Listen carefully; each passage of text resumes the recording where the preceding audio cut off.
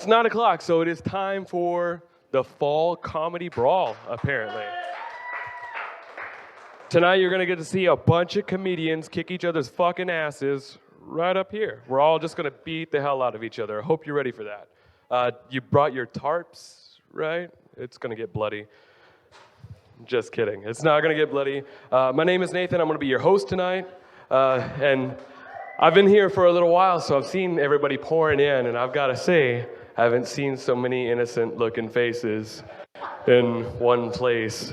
This is going to be really, really good. You're going to hear some raunchy shit. Hopefully some raunchy shit. If you don't hear from the other comedians, you're going to hear from me. And I'm hoping that kind of pops your cherry as far as like things go a little bit. I have to look at some notes because I'm not a comedian. I'm a host. I mean, look at the way I'm dressed.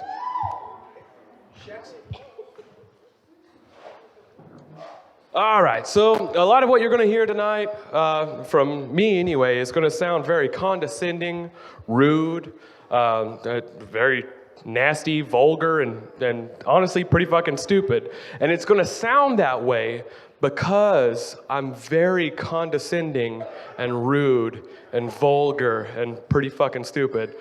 So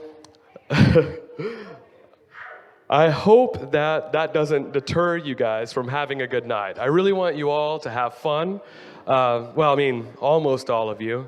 I want all but one of you. You know who you are, you fucking son of a bitch. You piece of shit. Speaking of piece of shit, speaking of exactly that piece of shit who I hope your night sucks ass and that your night gets crabs. We have our first comedian. His name is Jesse Whitedeer. Warm round of applause for Jesse. Hello, Ada. I got my set list here, so I'm flipping it over. So, like Nate said, my name is Jesse Whitedeer.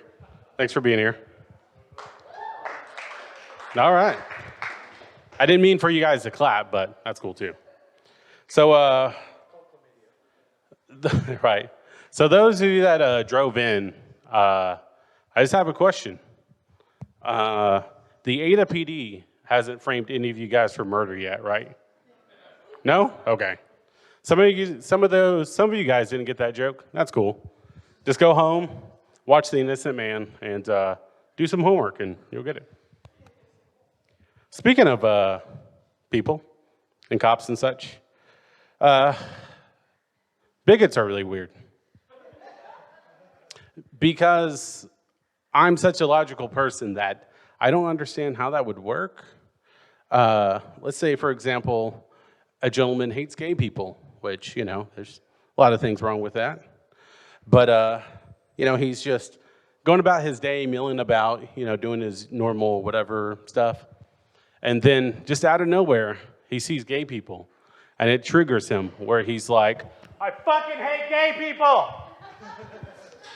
And then he has to go about it the rest of his day, knowing that he screamed that into the universe. I think that if I was a bigot or I hated people, like I said, I am logical. So I would do it in a way where if I see a transgender couple, I would say, man, those trans are really bringing down the property value around here. Man, those people are choosing who they want to be. That really pisses me off. Anyways, right? Speaking of assholes and weirdos, T.I. was in the news recently, the rapper T.I. You guys know T.I., right? You know, he has that song, What You Like, you know, where he's like, you know, you can have whatever you like, except for everyone can have what they like according to T.I., except for his daughter. She can't have personal privacy. That's really weird, right? It's very weird for a grown man to accompany his daughter to a gynecologist. I'm just saying. You know, like I'm 29, and I know I look it. I'm 29, and I'd be really weirded out if my mom went with me to these exams. Well, actually, that wouldn't happen. I haven't had sex in a few years, so. But back in my prime,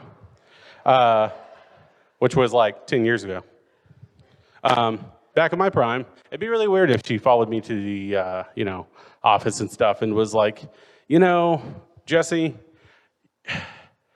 your dick is a lot bigger than you think it is. Like, don't be down on yourself. Just, go out there, tell the doctor what's up. And then, later on, just show this girl that you coaxed into having sex with you, just show her what you're about. Yeah, I'm sorry about that. I didn't feel good about that. Sorry. That was kind of fucked up, right? Yeah. But, yeah, I'm really sorry about all that, guys. Like, but hey, in my defense, I thought it was a tight joke, right? See, you got it? All right, yeah. So another dude that's a complete asshole, that used to not be an asshole, is Kanye West. Oh, some groans, I know.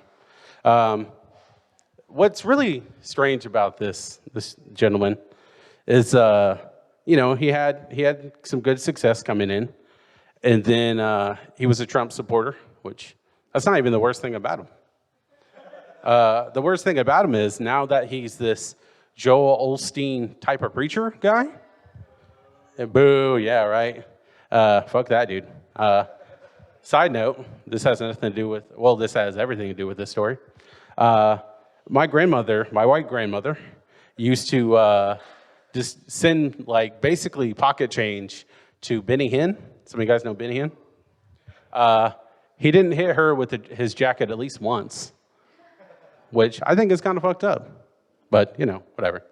But back to Kanye West. Some of you don't know this, but he owns a lot of property in Wyoming. And my thought is, how much longer is it going to be until he just goes full on Jim Jones with that shit? Like, before he's making people drink cyanide Kool-Aid and wearing Nikes and things like that. Well, actually, he'd probably make them wear Yeezus, which would be the biggest sale of Yeezys since they came out. All right? Somebody didn't like that? That's cool. And like I said, I do a lot of shows around town. I book bands, things like that, And one of the shows I'm really proud of is a benefit show that I did for Philip Wood. Some of you guys can clap for him. That's cool. Yeah, there you go. He's passed away, but, that's cool. But, he was the DARE officer, which, kind of going in more of my set, you'll discover that I didn't listen to a goddamn word what DARE said. So, but we did this benefit show for him, and I was really proud of it and stuff, and I put everything together. And I celebrated the night by getting just absolutely hammered drunk. Like, I just got completely blitzed. And I had the bright idea to snatch the mic towards the end of the night and just, like, berate people about how great he was. He was still alive at this point. But so I got up there and I was like, hey, man, Philip Wood's a fucking great guy, okay? He's fucking great. Like, he did all this shit for you guys, and you guys are just assholes, and you don't like him, and, and he's fucking awesome. And the bad part about that was, like, his entire family was there. So I'm just, like, yelling at them about, like, how cool he is. And, yeah, so they didn't like that too much. But, whatever. But, yeah, so, like I said, I didn't listen to anything Philip Wood said about DARE. And I used to have a pretty bad drinking problem. I would get so drunk and so, like, just, an asshole, that I would, like, do things like project my insecurities on people, call people up, accuse them of lying to me, which I don't know about what. It's like, me calling my mom and saying, like, hey, you fucking lied to me. And she says, well, about what, son? And, I would say, I don't fucking know. And then I would hang up. But yeah, a lot of that. And I used to work at the Home Depot, which fuck that place. So, but I got fired from Home Depot because, yeah, right. I would show up late. I would just kind of like smoke, get real high during lunch breaks, and just like come to work, kind of like fuck around and just kind of be a bad employee. Yeah, right. So I got a bunch of notices from my boss who was like, "Hey man, you're living this self-destructive lifestyle. Maybe you should slow down." And I was like, "Hey, Brad, I forgot your name, but maybe you should eat a bag of dicks." He didn't know, unfortunately. But so I got my final warning, and then I decided what would be a great idea is me just getting absolutely hammered the night before, where I lined up all these shots of vodka and several other drinks, and I thought, I'm going to reenact that scene from Super Troopers where I take all these shots and then I just like karate kick in the air, which it's safe to say that I may have got fired from Home Depot for my alcohol abuse, but I totally nailed that jump kick. So, but yeah, so I showed up work the next day, completely hungover, actually still drunk, and passed out in the bathroom. And I woke up to a manager coming in, standing above me, which if you pass out in the bathroom, the last thing you want is a gangly white dude standing above you when you wake up. So, that was fun. I have a lot of friends that drink and stuff, and I have a lot of, and I don't. But sometimes it makes for good stories. One of my buddies had a show at his bar, and he got, he and the rest of my other friends, they all got real drunk, and they said, "Hey, we should celebrate by having a party at your house." And I was like, no, probably not, man. Like that, I'm gonna go home. I'm gonna sleep. I gotta work in the morning. I'm gonna do what I'm supposed to, do the adult thing. And so I go home and I'm asleep, and then I just hear what can only be described as like realistic chanting of people just that type of thing, like I thought I was getting haunted by like Native American ghosts at one point, but it wasn't. No, and so I wake up and there's just a whole fleet of people at my house, and I ignored it because I was like, well, if this is the way I gotta go, this is the way I gotta go. Sometimes it'd be like that, and but they they woke me up and stuff, and I was like, hey guys, you can destroy my house, that's fine, but I'm trying to go to sleep, I'm trying to go to work the next morning. So one of my buddies, he thought that would be a good idea or good chance to barricade me in my room, where he stacked a bunch of furniture, chairs, all this bullshit, where in the morning I got out and I was just like trapped in there where I just had to squeeze out.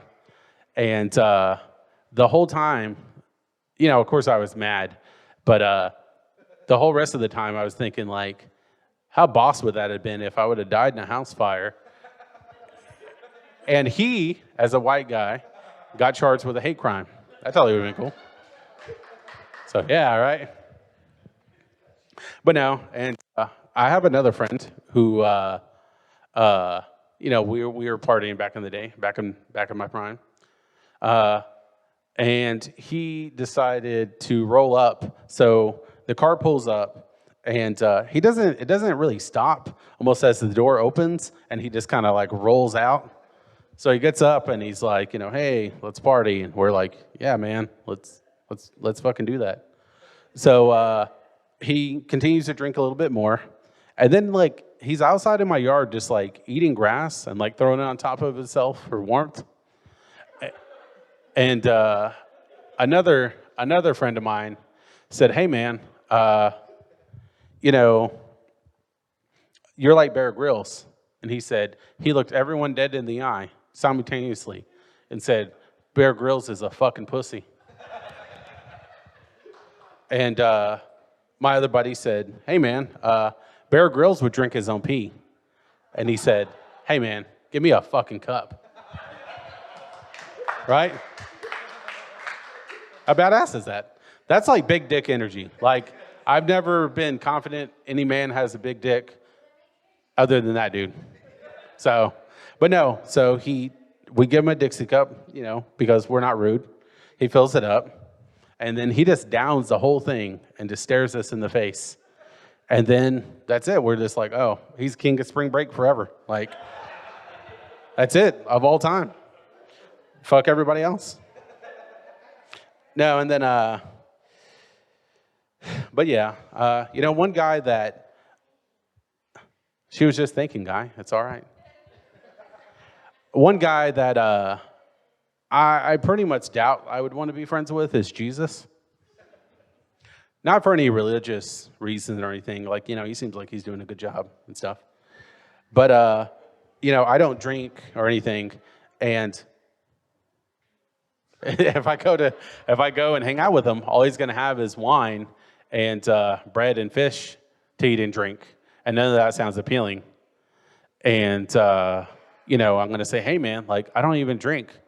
And he's going to look me in the eye and say, hey, man, don't be a fucking nerd. So I was like, oh, well, I guess I got to drink, though. So, yeah. I grew up Mormon, which, that's a weird thing in itself.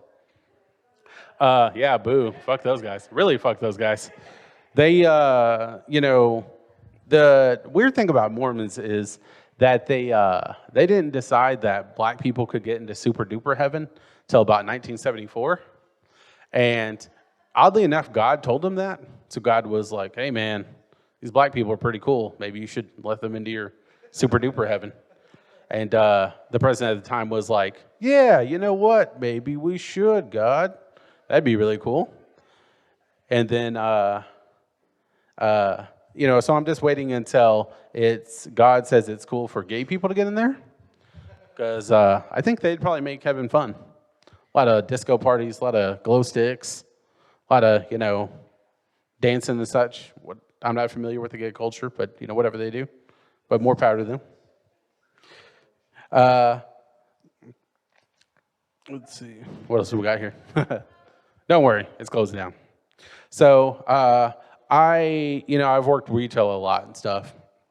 And some of the weird stuff about retail is that you get a lot of weirdos. And you get a lot of people who want to come in and talk to you and be your friend, but you just really want them to get the hell out.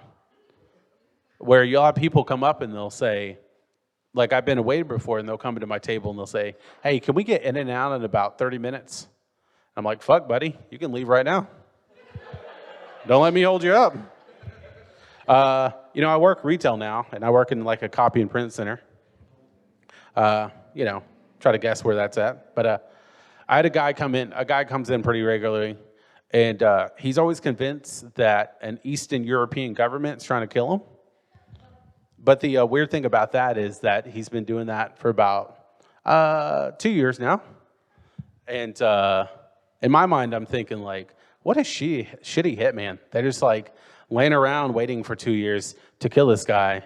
And, like, they're not getting up to the deal. So it's either that's a really shitty hitman, or he's just playing a hardball. Like, he's being really hard to get. And when this guy told me all this, and he was like, hey, man, this Eastern European government's trying to kill me. I was like, hey, man, they're not doing a very good job. You're still alive. Yeah. So speaking of jobs, I used to have a really good job. I used to have a really good job that I was really proud of. And when I got this job, in my mind, I was like, all right, this is it. This is this is the cornerstone that I'm going to build my future on. Like, I know that's a lot of stake into a job, but you guys didn't have this job that I had. So, and with that job, I was able to, get a nice car. I was able to take my mom out.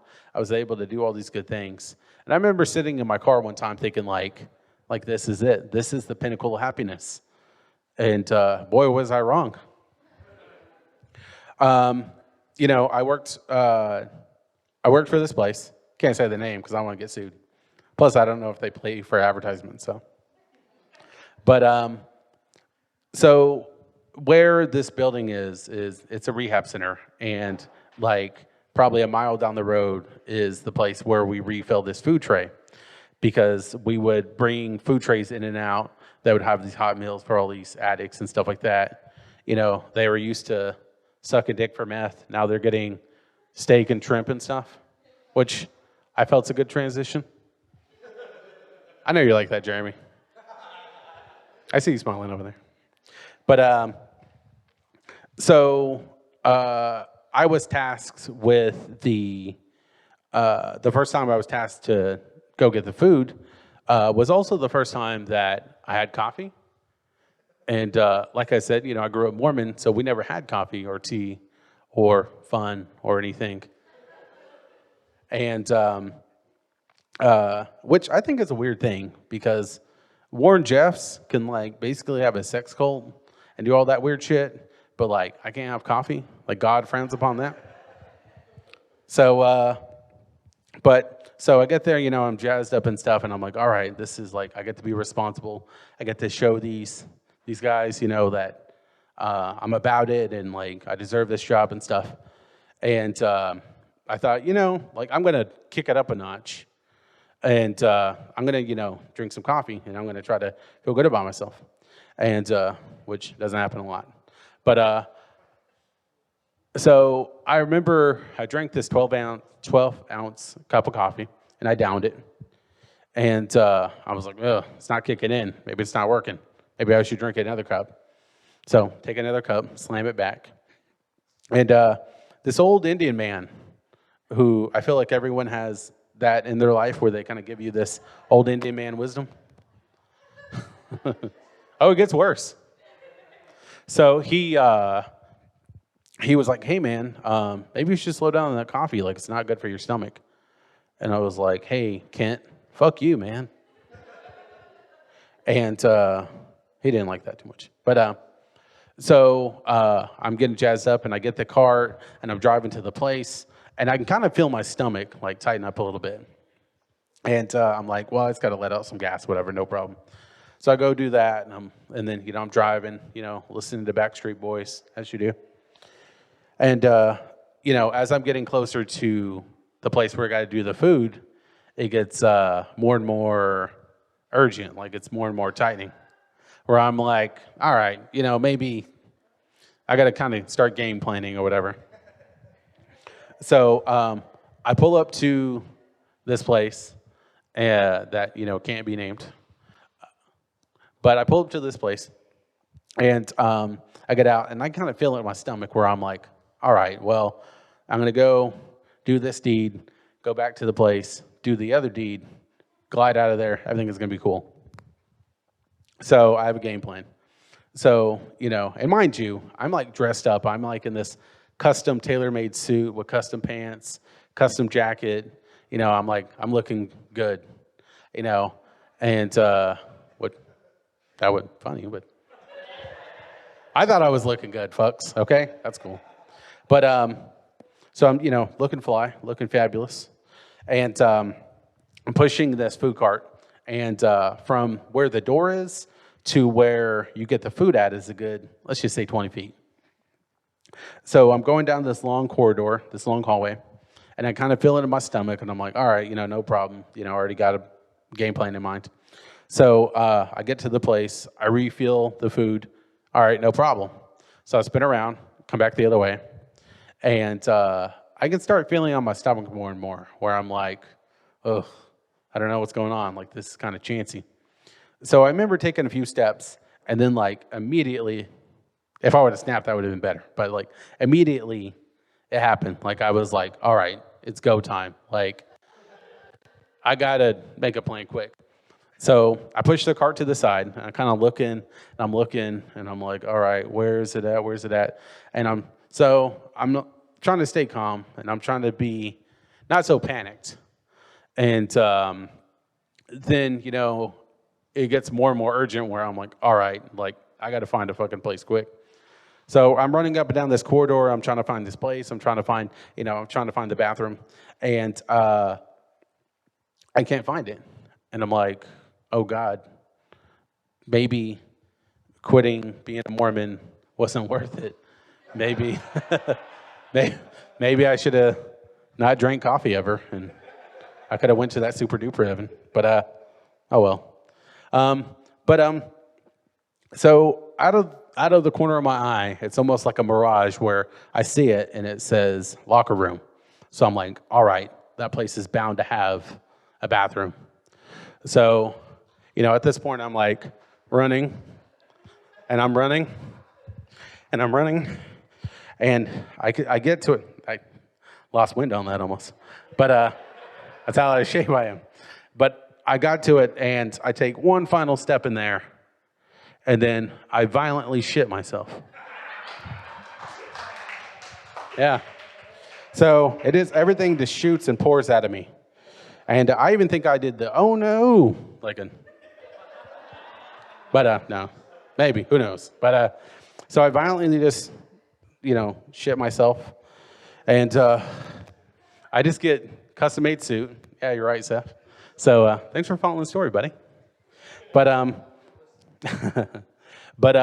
like, well, now the only thing left to do, Jeremy and Megan, is do the waddle. So I have to kind of do the waddle of shame, and I can kind of feel it like a pendulum just swaying in the back of my pants like this, and it gets worse. So I get to the stall, and I'm like, fuck, man, like this is it. Like I fucked up my chance, and I ruined this really good job I had, and God's just pointed at me, and Joseph Smith is pretty mad too. Which I'm not that concerned with him, honestly. But so I get to the stall, and and I pull off my pants, and the good news is everything was collected in the back of my underwear, so there's no mess to clean up. But I step out of it. One lady said, "You, yeah, I agree, you." So I step out of it, and I'm like, "Well, what to do now?" Because I'm not going to take it home with me. It's not a to-go bag. So I'm like, well, sorry, Mom. But, I just threw it in the trash can. And I just glided out of there, cleaned myself up, left, didn't tell a soul until tonight. And, and I thought everything was cool. I thought everything was great. And so I get back to work, and I do the whole bit. A few days goes by, and I think to myself, all right, that's it. I got away, this is the getaway scheme, and all those, I was like a bandit robbing that train where I got away with all the loot, and the coppers didn't catch me. And but I was wrong. I got an there was a mass email that went out that said, hey, to the person that made the mess in the men's bathroom at this place, please, just come on, please let us know, tell us something. And I thought to myself, that's not me. They're not talking about me, right? And so a few days goes by, and I'm like, all right, I just got to lay low, be cool. Everything's going to blow over, And I get a direct email from, let's just say his name's Ken, because I can't remember his name. And last time I used his real name, you kind of got mad. So let's just say his name's Ken. And no, let's just say his name's Seth Hawkins. So Seth Hawkins shoots me an email, and he's like, hey, man, look, we know it's you. Just come in, we'll talk about it. We'll hash things over. We'll break bread. You can go on about your way. Everything will be Gucci. And I was like, that's some weird language to be using, Seth, but all right. So, I pull up, I get there, and I'm all confident and shit. And I'm like, all right, Seth, what do you want to talk about? And he was like, hey, man, that was really uncool that you did. And my buddy, Seth's friend, had to clean it up. And he was really sad about that. And I was like, hey, Seth's friend, that was really shitty of me. I'm really sorry. And he was like, well, it's all right. I accept your apology. And I was like, okay. And then, so I said, hey, Seth Hawkins, I'm really sorry about all that, stuff like that, And he was like, yeah, it's all good. I just can't believe it. Like, it was weird because he accepted my apology, and then he was like, I just can't believe it. It's just unfathomable. And he like threw down this manila folder, which I really like the fact that he took time to document all this in a manila folder for this instance. And but he was like, hey buddy, like, we have you on camera, we know it's you, just apologize. Which I really hope that they caught the oh no moment, because that'd be baller. That'd be the night. And so in conclusion, few other days go by. I get called into the main HR office, and they're like, hey man, we gotta let you go. They said, we believe in integrity around here, and obviously you don't. So get fucked. But thanks, guys. I've been Jesse Whitedeer. You guys have been awesome. Thank you so much.